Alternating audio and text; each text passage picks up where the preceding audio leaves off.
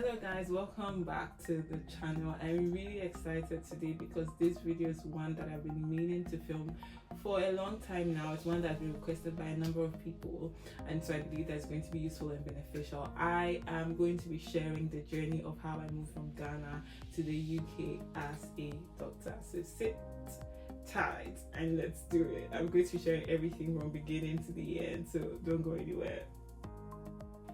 Alright, so just a bit of background for people who may be coming across me for the very first time. So my name is Gloria Kwanzaa. I am a doctor. I finished medical school in 2019, so I've been working for the last 4 years as a doctor. I had all of my training, so all of my medical school, my housemanship, everything was in Ghana, and then I just moved to the UK. It's been 4 months now, so I'm still a newbie. I'm still fresh to the UK. I live in London, and it's been an interesting ride so far. I shared on this channel maybe 3 months ago, so I think it was somewhere in August or the beginning of September, I can't remember, but I shared the big update, big news that I had moved, and I got quite a number of comments just from people asking how did you do it, how did you go about the process. So I thought that this video would highlight the entire journey. As I mentioned earlier on, I had my medical school in Ghana. I went to University of Science and Technology in Kumasi, which I'm very proud to be an alumni of. And then afterwards, I did something in Ghana called a housemanship, which is done in other places in the world as well. It's a compulsory internship program. You're working as a doctor, but you're working under supervision of specialists. So I did that for 2 years. So it was in the middle of my housemanship. That's when my journey to the UK actually began proper. This was in 2020, and my friend was basically preparing to start her UK journey, and she was telling me about it. Now mind you, the UK is not a country that I had fancied to work in or to move to. Honestly, it wasn't really one that I'd been looking towards. I've been looking to other countries ever since I was in medical school. I'd always been one of those people that I knew that I wanted to do my residency or work outside the country at some point in time. So it wasn't a new thing for me, but then the UK was definitely not on the list. But I don't know, for some reason, as she told me about and I believe it's God is the reason, but as she told me about the process and everything, it just seemed doable, it seemed simple. I don't know, just kind of spoke to me. I was like, okay, fine, let's do it. I was like, no, I'm going to do it. She told me about the entire process, and then I did my own research as well, did a bit of reading around to see what the process was like, and then I decided towards the ending of 2020 that I was going to move to the UK as a doctor. So when it comes to working in the UK as a doctor, there are different routes to gain registration on the medical register. To work in medicine in any country, there are governing bodies that regulate the work that doctors do, and you need to be registered and licensed to work in that country. So even though medicine is very related, like across board, the human body is the human body, so we have a lot of similarities in the way we practice medicine on a very basic foundation. But then every country and every system, every country and every region has their own way of doing things. They have their own protocols, they have their own guidelines, and so you can't just kind of up and work in that country just because you studied medicine in your own country. You have to go through their process and get onto their register, and basically to do that in the UK and to work in the UK as a doctor, they have their own routes and ways that you can do that. There's the PLAB route. You can also take some specialist licensing exams. There are different things that you can do, but I decided to go for the PLAB route because that's what seemed simple, and based on sort of where I was in my career, that seemed more reasonable to do, and so that's what I did. PLAB stands for Professional and Linguistic Assessment Board exams. So that's the PLAB exams, and it's divided into two parts. There's PLAB 1 and PLAB 2, and that's what I did. So to even be able to register to take the PLAB 1 exam, you need to prove that you can speak English. if you have done your training in certain countries, you've done your undergraduate degree in certain countries, certain universities, you are exempt from proving. However, for Ghana, it doesn't matter which university you went to in Ghana, I think Nigeria as well, and a lot of other countries, you actually have to prove that you can speak English. And the two ways that you can do that is by writing the IELTS exam or writing the OET exam. So these two exams are exams that you can write to essentially prove that you can speak English. So that was the first hurdle in my journey, was take the IELTS exam, which is what I chose to do because I think it was cheaper than the OET exam. That was like literally the only reason why I did the IELTS. So with the IELTS, it's divided into 4 parts. There's the reading, there's the writing, there's the listening, and the speaking section. And you can't just get any mark. You need to get certain marks to be able to be eligible to take the PLAB exams. I think you need to get at least a band score of 7.5 and at least 7 in each of the sections. So this is what you need to do or to get to be able to take the PLAB exams. I wrote my IELTS exam in December of 2020, so that was the very first exam that I did in December of 2020, and thankfully I was able to pass the IELTS exam. In terms of IELTS exam preparations, I used about a month or maybe 2 months, I think around 2 months to prepare for the IELTS exam.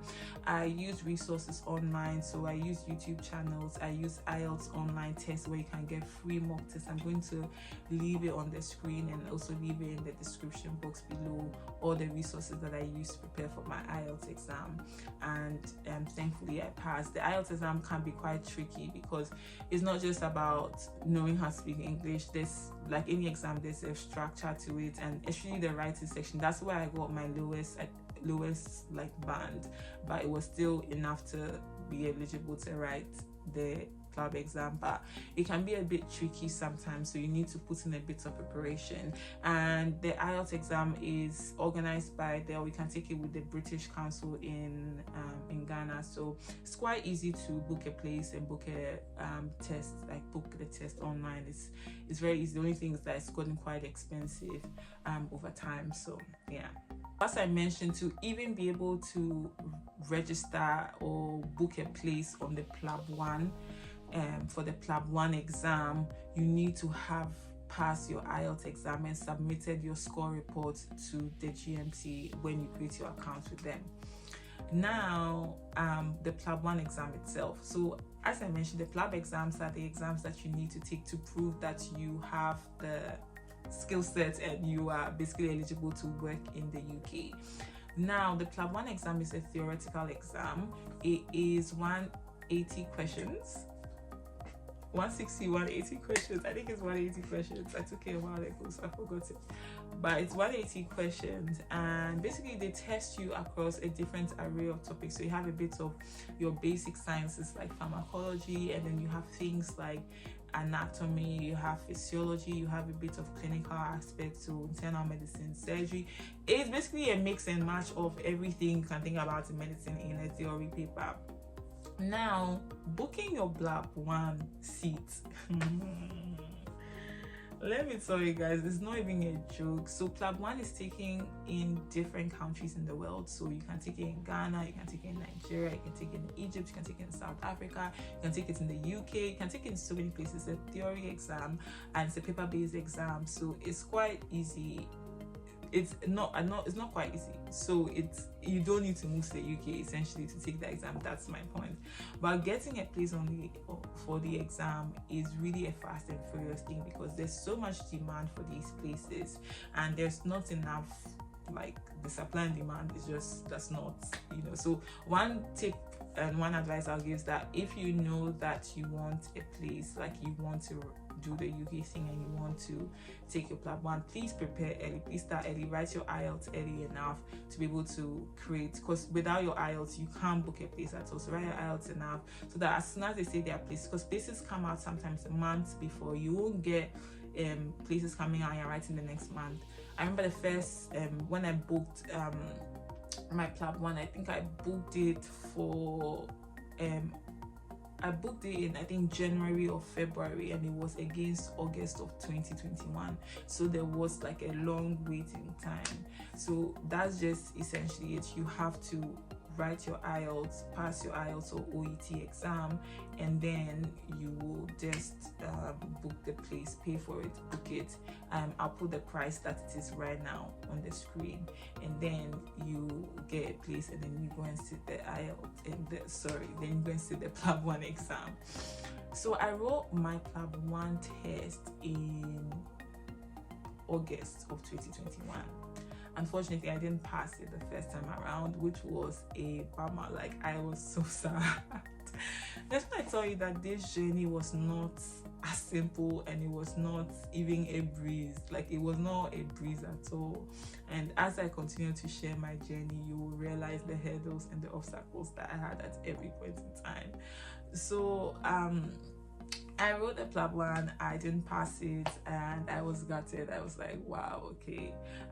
In all fairness and in all transparency, during that time I was doing my second year housemanship, and it was quite busy, so I didn't have enough time to prepare. I had enough time to prepare, but I didn't put in as much effort as I probably could have, because I was working. It just was tough for me at that point in time, and I didn't do well in the exam, and I didn't make the pass marks. So yeah, that was the hard reality that I was faced with. So I had to book again. My results came out in September. I think in October, thankfully, they brought out new places for the exam, so I booked again, and I got a slot for February 2022, and then I prepared for it, did my best this time, and then thankfully I took it again in February 2022, and I passed.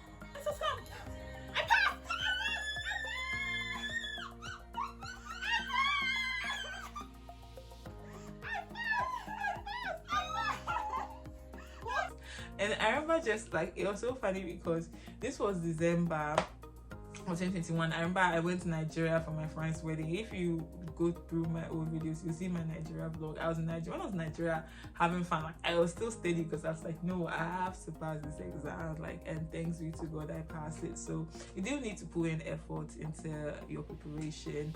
In terms of resources for the PLAB 1, I used an app called PLABABLE. That was the only resource that I used, but there are other resources out there. There's PLAB keys and different things. So the PLABABLE app is a paid app, so unfortunately you need to pay for it, but I found it really helpful. Basically, it's a question bank, but it's not just a question bank. So the question bank is divided into sections. So you have anatomy, you have maybe cardiology, you have different sections, and there are questions in each of them, and after you answer the question, they tell you why that answer is the answer, and it also leads to a resource. So sometimes you can maybe see the answer as atrial fibrillation. There's a whole like pop-up that you can click, and then now they'll teach you about atrial fibrillation. So I really liked it, because it's not just about solving questions, you're actually learning as you solve questions. And people often ask, how many times should you do PLABABLE? As many times as you can. I did only once, because that's just the time I had. But I would say that if you're doing it just once, just do it well, and if you do it well, hopefully you should have enough of the information that you need to make a pass in the exams. But the other resources, so you can just join groups, join study groups. I joined a group that would go over questions, so that helped with revising questions that I had done. So definitely, like, get a study group or ask around online. You'll be able to find people that you can study for the PLAB 1 with, because it really does go a long way and does help. But yeah, it's a theory-based exam. You can study on your own, but find people to study with. It can help as well. Then the next hurdle was to write the PLAB 2 exam. So the PLAB 2 exam, unlike the PLAB 1, is a purely clinical based exam. So it's like an OSCE exam, where you are actually going to prove your skills. You're going to do certain things, take histories, like it's like one of your medical school exams, except that it's across everything as well. So this exam, unlike the PLAB 1 where you can take it in different countries, you can only take the PLAB 2 exam in Manchester, United Kingdom. So you need to come all the way from whichever country you are. I had to go all the way from Ghana to the UK to take the exam. And so if you saw my vlogs from last year, you realized that I was in the UK briefly, and at that time I was actually taking my PLAB 2 exam. I booked my PLAB 2 exam for September of 2022. Unlike the PLAB 1 exam, PLAB 2 exam is not as difficult to find spots and find places. There is still a wait time, but it's definitely better than the PLAB 1 exam. But the PLAB 2 exam is way more expensive. It's about £900, if not more right now, for whatever the actual value right now is. So it's very expensive exam. You have 16 stations, and basically you can expect to take histories, perform examinations, perform certain procedures like things like cannulation, things like, you know, doing a pap smear. Like, there are different things that you can expect to do. You can expect to do resuscitation on dummies, on semen. Like, there are so many different things that you can expect to do. So it's a very clinical based exam, and you need to practice a lot. You need to do things the way they expect to be done in the UK. You can't just do things anyhow. In terms of the scoring system, it is over 12, right? And 444. First part is looking at your data gathering skills. Second part is looking at your management. The last part is looking at your interpersonal skills. So it's not just about knowing or making a diagnosis. So you can go in front of a station and then they ask you something like, okay, you have a preamble. The preamble says that, oh, you are a foundation year 2 doctor. So that's something like a senior housemanship in Ghana. So you're a foundation year 2 doctor, and the patients, you're in the GP practice, and the patient has chest pain. Ask them what their concerns are. So they're expecting you to take a history of the chest pain, rule out any red flags, you know, what you do in a real life scenario. And they're not just looking at how you're gathering your data, your clocking, your management, that you did it, that you made the diagnosis of maybe angina, and this way they're looking at your interpersonal skills. They're looking at how did you talk to the patient? Did you explain? Did you take your time? Were you nice? Did you say sorry when they were in pain? Like, all these little things make up the entirety of what the exam is testing for. So it's quite an interesting exam to prepare for. But yeah, I basically had a couple of months to prepare for that exam. I absolutely recommend that you practice with people for that exam. Practice with people. It's so important. Like, I can't overemphasize that. The other thing I did to prepare for this exam as well was to do a course. So with courses, so it's called academies. There are different academies that you can sign up with that will prepare you for the PLAB 2 exam.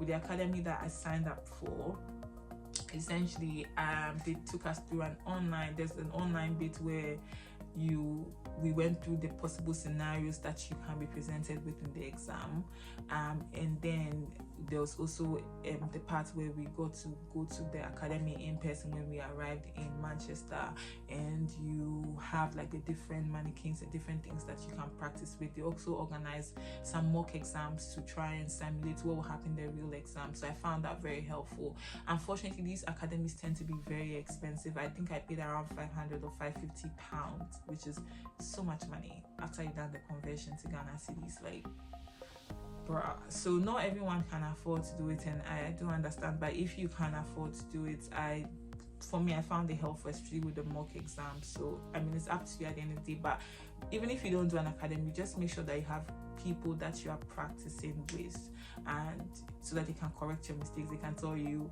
you know, you were not smiling enough, you were not doing this enough. You know, it's just very important, very needed. So I took my PLAB 2 exam in September of 2022, and thankfully I passed that exam.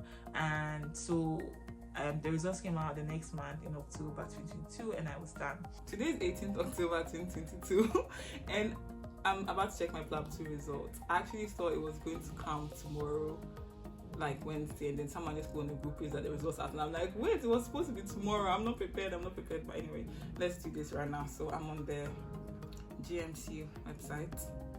I've opened it. Let's see.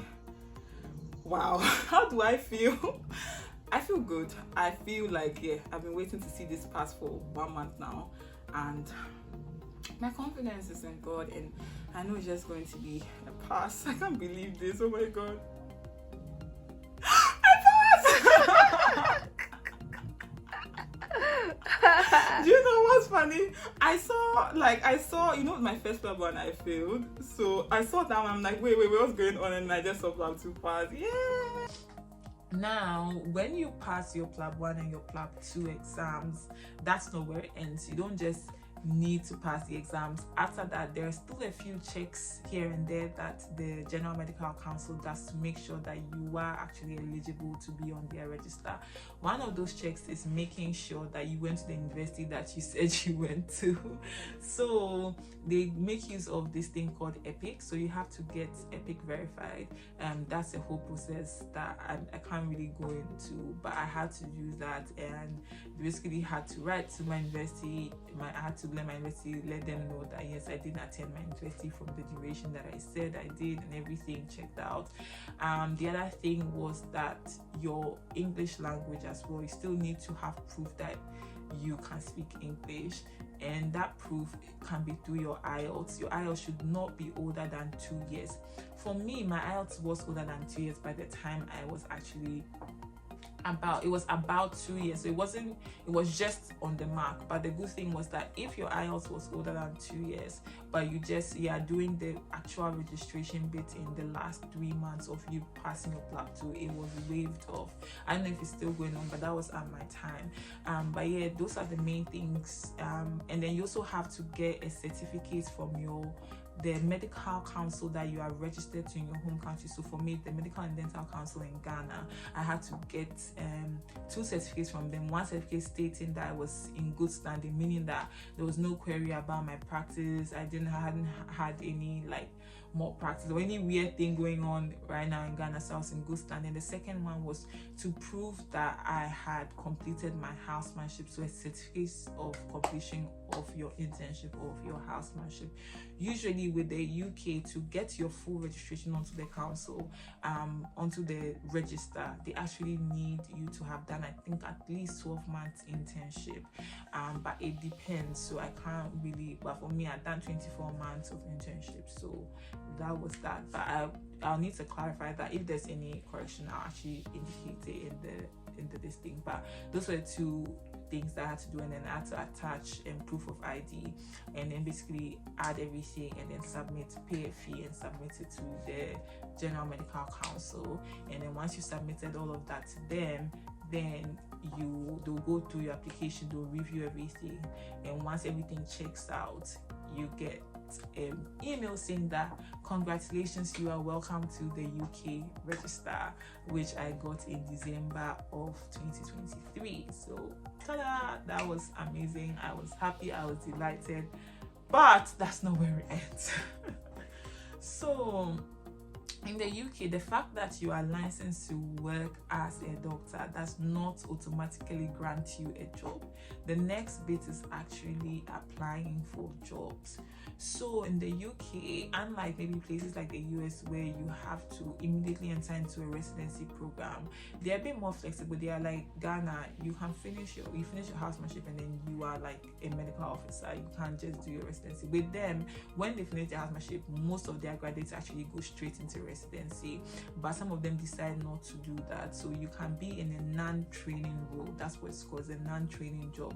A training job is a residency job. It means that you're in a job that is aimed towards specialization in a particular specialty. But they also have quite a number of non-training jobs that you can do where you're working as a doctor, you're working in the department, but you are not actually doing the specialization or residency. So this was what I decided to apply for, because I wanted to work in the system and kind of get used to the system, see how things are done before I start my residency or start my training. So I started to apply towards jobs in the NHS. So like everywhere else in the world, you have the government-based jobs and then you have the private jobs, or you can work in the private hospitals. So once you have your registration, you have your license, you can actually decide where you want to work. It's not by force to work with the government. If you want to work with a private private sector, once you meet whatever requirements that they have, you can get jobs with them, and there are agencies and things that you can apply towards. However, I can't speak too much on that because I didn't go on that route, because I preferred to work with the NHS, because my aim was to eventually enter into residency, which is only done in the NHS system, and so I wanted to get more familiar with that. With that, there's a site that you can apply for jobs. So different jobs are put up there, and the jobs will tell you about the requirements, what they are looking at, their criteria, stuff like that. If you feel like you meet the criteria or whatever it is, you just apply for the job, and if they want you, or they think that they're interested in you, they will invite you for an interview. So that was the next bit, and one of the biggest hurdles, honestly, was finding a job. Finding a job is not a joke at all. Let me tell you for free. It's gotten very competitive over time. Frankly, it wasn't as competitive back in the day, but as there's more and more demand, a lot of people have been moving lately and everything, the demand for jobs has definitely gotten higher, and did reflect in how much time not just myself but other people that I know have had to wait to get a job in the NHS. So I officially got my registration in December, but I didn't start applying for jobs in December.